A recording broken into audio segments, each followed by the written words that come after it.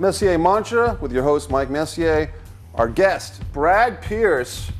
Brad, we've never really wrapped out, but you're a comedian, you're a DJ, and you do a lot of cool stuff. And we kind of have similar paths because we both started more or less in Rhode Island Public Access. And I've just been seeing you blow up. I remember being in Providence, doing my own show, but catching you at those late night hours. And you and your friends were doing your show at that time, TheGoldenMic, and I enjoyed it.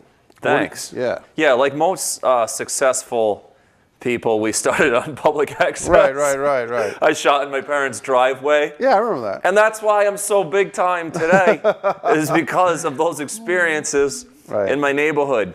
You had a couch in the driveway, I believe. Well, we had a chair, and my co-host, Doug Silva, would sit on a toilet. Yes. So my friends bought me a toilet for Christmas one year. Right. So, you know, as a chair, like I never connected it, didn't take dumps in it. Sure. But I used it as my co-host chair. Right. So we would just bring the toilet outside when it was time to shoot, you know. Right. It's a very professional show. What was your buddy's name? Your co-host? Doug Silva. Yes. Is he still with us? He's floating around. He's still doing music. Okay. He's studying like archival something, like archival media something. He's always doing something weird. As long as he's alive. He's alive. He's alive. I mean, the amount of cigarettes and coffee he has, it's probably not much time left, but he's still with us, yeah. Now, we'll go through your whole history succinctly, because we got like a 26-minute show. So, TheGoldenMic was on for what, 10 years? It was nice. I don't know. I lost count. It was a good show. I liked it. And Thanks. Then you kind of segued into live performance of stand-up comedy. Yeah, I've been doing stand-up for just about 2 years now. I wanted to do comedy for like 10 years. But I was being a pansy, and I would just say, I'll do that eventually. And then, I finally, now I'm doing it, and I'm loving it, and I do regret not starting earlier. But I basically aged 10 years slower than the average person anyways. Right. You know, so I'm always like 10 years behind. Let's take a look at a clip of you doing stand-up comedy from a recent show. Let's check this out. Here is Brad Pierce, our special guest, doing some stand-up live comedy. Let's check it out right here on Messier Mantra. I don't live in Oakland Beach. Perfectly timed, sir. I was just gonna say, I don't live in Oakland Beach because I love myself. I'm like that gentleman who gave up many, many years ago. Yeah, this guy is rowdy. Sir, what have you been drinking tonight? He had to check with the rest of the table. He's like, I blacked out an hour ago. Guys, what the heck have I been drinking? The Oakland Beach guy's still screaming. How many beers have you had, sir? You lost count. Well, hey, if I lived in Oakland Beach, I'd be right there with you, dude. You're probably my age, actually. How are you folks doing from the assisted living home? Are you guys having a good time? You guys coming to bus or something tonight? What's the story? She didn't even stop pouring her A1 sauce. She's like, oh, kids these days and their funny business. They said, come down, do a couple of jokes before you work. Well, I've been late for work for the last 45 minutes while you guys have been eating 9,000 courses. Was it good? Great spot to walk through, man. Thank you for that. She just wanted to do a cameo spot for the show. It's good to have you on board. Stand up and pump your fist so they can see you in the back. This guy's a wild man. Yeah, he came here to have a good time. What happened? What are you yelling about? Dessert? Take off your shirt. I mean, they said no swearing. They did not say no nudity. So if you want to, yeah, show him the beer belly. That guy looked like me before he got here. That's how much he's been drinking.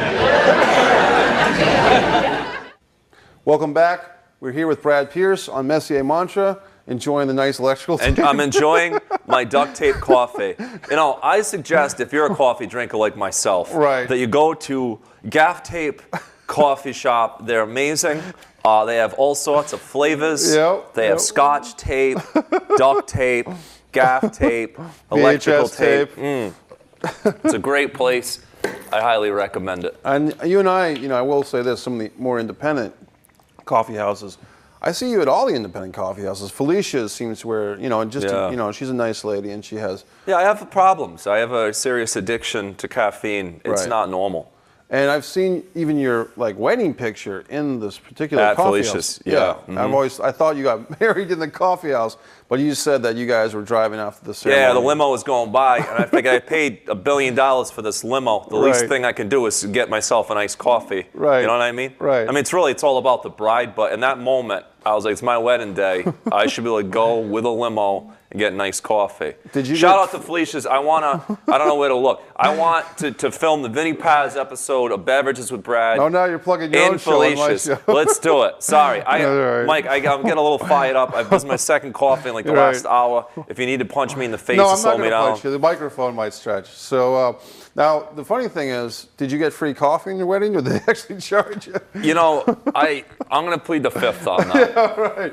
Brad, congratulations. You're getting married. You're taking this wonderful picture with your wife in our front lawn of Felicia's that you can cherish, and then it'll be $6.85 for your 2 coffees.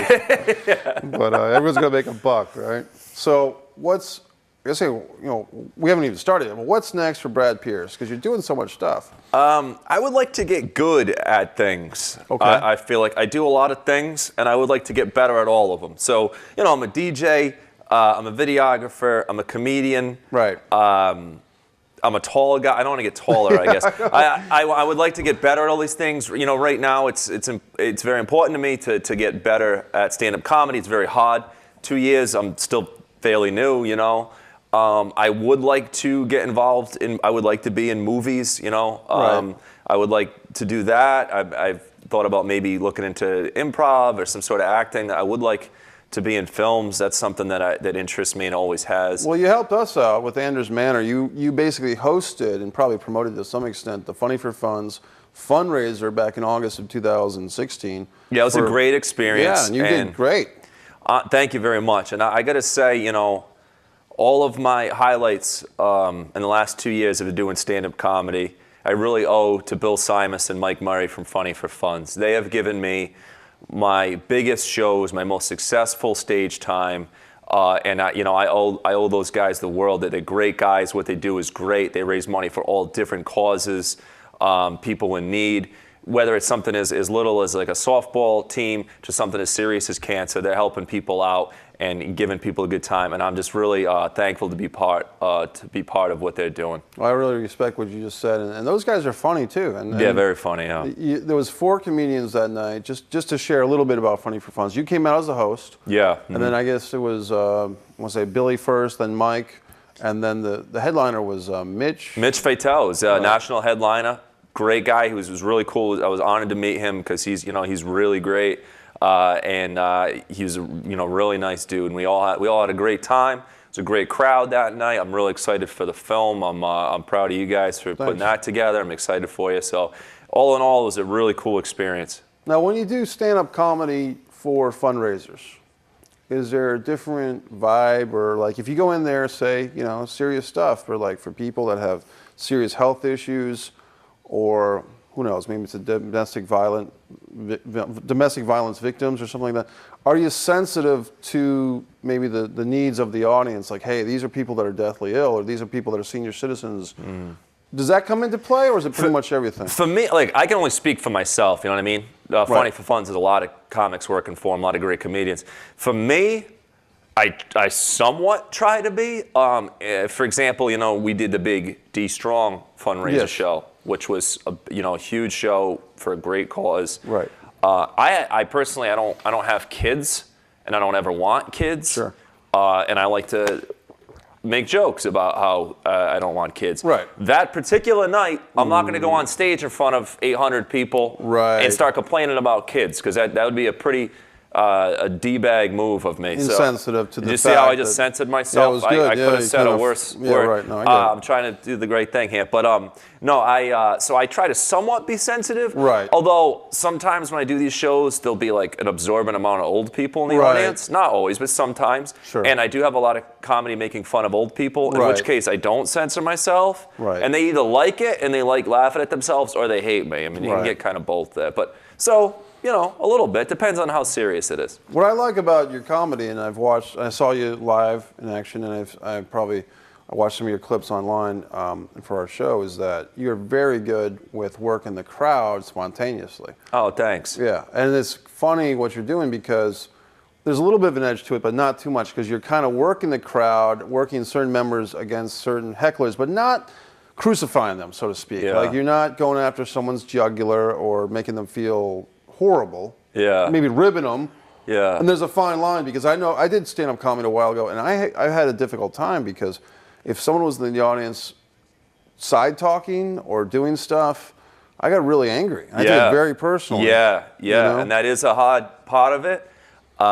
Fortunately for me, so far, you know, as you know, every night's different. Right. So far, that has kind of led to some of my better experiences. I feel a little bit more comfortable with just talking. I have no problem talking with an audience and messing around and going on the fly. Where I get the most nervous and where I have to put in the most work is my written material. Okay. And that's sometimes harder for me to be natural when I have to be like, okay, what's my next joke? What's my next line? And when it's just dealing with morons in the audience that are being obnoxious or whatever, I feel a little more comfortable. Right. And I don't know, you know, what that's from. Maybe because when I did my old public access show, we never had a script. We were so unprofessional. We would just hit record and just start blabbing. Sure. Whereas I've never been like, you know, a trained actor or anything, so I'm just not used to memorizing monologues. Right. So for me, that has been fun. But I definitely have had moments also, though, where I'm right in the middle of a joke, like right about to get to the punchline, and someone screams something, and it's hard. It's like you said, it's really tough. It's stand-up comedy is really hard, and people I don't think realize how much their behavior in the audience affects the guy on stage or the girl on stage. Right. Well, I mean, you wouldn't go to most people, if they're sane, would not go to a theater company, whether it's in downtown Providence, Boston, New York City, LA, or Chicago, wherever. They want to go to a theater company, throw down $35 or $40 or more, and then sit there and crack. And even in the theater, they say, please unwrap your chocolate bars now, because they don't even want to hear a rapper. And like, if you have a phone ringing in the middle of a theater show, you're dead. Like, you're out. Yeah, it's not, those standards somehow do not apply to stand-up, man. You see all sorts of crazy stuff, And I think some of the actors, you know, not putting anybody down, but some of these stage actors might err on the side of pretentiousness, and that's fine, but they don't realize that what you're doing, what I'm doing, you know, with dinner theater shows sometimes, it's harder. In a lot of ways it is. I mean, it's very difficult for me to memorize a ton of lines, but I think for a lot of classically trained actors to do stand-up comedy, what you're doing, or to do, you know, comedy ensemble, dinner theater, what I'm doing, I don't think other more classically trained, they couldn't handle it. It's a different beast for sure. Right. You know, and there's a lot of things that come out and people yell, like I said, yell things. I've dealt with some pretty crazy people, and like I said, I'm just getting this thing started, so God knows what's ahead of me. Have you thought about, I know maybe you already have, exploring the Boston comedy scene, New York City? Have you gone on the road a little trips? bit. I performed in Gotham recently, which again, I owe that to Bill Simus, but I got a spot I did at Gotham Live, which was a huge honor, and I was real excited. I mean, that's a really, really well-known comedy club. Right. So that was a really cool experience. I would like to go back and do that again. And, you know, I try, like, if I'm traveling or whatever, I try to hit spots. I just did a set at the Comedy Underground in Seattle, which was one of those things where some things happened that I didn't expect. Right. So when I went on stage, I was a little bit more on edge than normal. No Kurt Cobain jokes, I'm sure. Aberdeen. Yeah, just all flannel. Smells like death, you know. Yeah, I think I did make some references to the very hipster crowd I was in front of. But anyways, so that was recently, and you know, and then like when I went to Atlanta, I did a spot at the Laughing Skull. So like I try to jump into those clubs. My main focus though right now is really just to get as much stage time as possible, no matter what it is, to try to get better. And then take it from there. And if I can get spots in clubs like that, great. I'm pretty impressed you went to Seattle and Atlanta. That's pretty cool. Yeah, it's again, it's not like you know, it's not like the club called me up and flew me out there. I went to visit. I went to a wedding in Atlanta. Sure. And I contacted the club, sent them a video, and then when I went to Seattle for Thanksgiving to visit some family and did the same thing. I sent him a clip. And did you bring like a turkey on stage? Yeah, I had a dancing turkey with me. We had like a little two-man show. Yeah. What type of stuff do you find funny?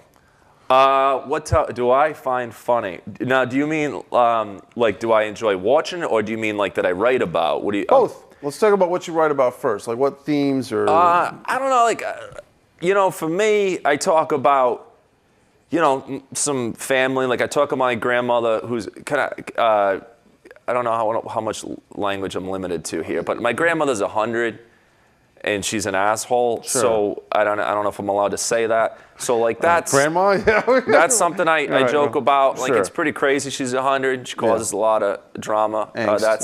So that's something fun. I talk about my mom a little bit. They're very old school and conservative. Right. So they're not like really big on me being on stage swearing and being obnoxious.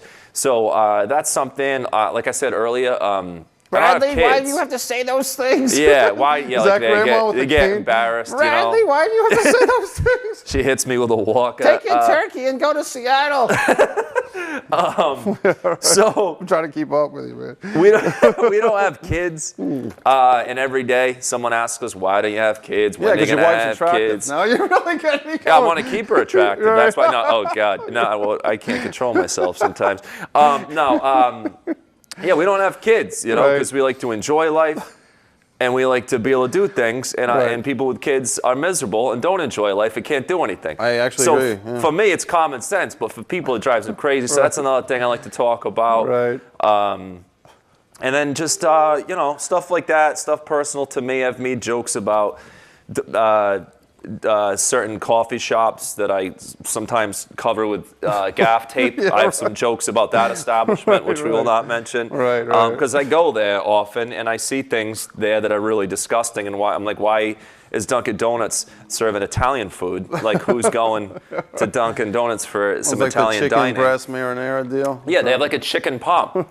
Like, who's going to Dunkin' Donuts for a chicken parm? Yeah. They had like a Thanksgiving sandwich recently. Like, it's disgusting. That's for the person who's got no kids and no family on Thanksgiving. Yeah, or they do have kids and they've given up so long ago. They're like, I'll eat a chicken parm at 10 a.m. from Dunkin' Donuts. Right, and then put a bullet in my mouth. Yeah, so it's like, you know, it's stuff like that. Do you have any Denny's humor? I just feel like whatever. Denny's. I should be able to write a whole special on Denny's.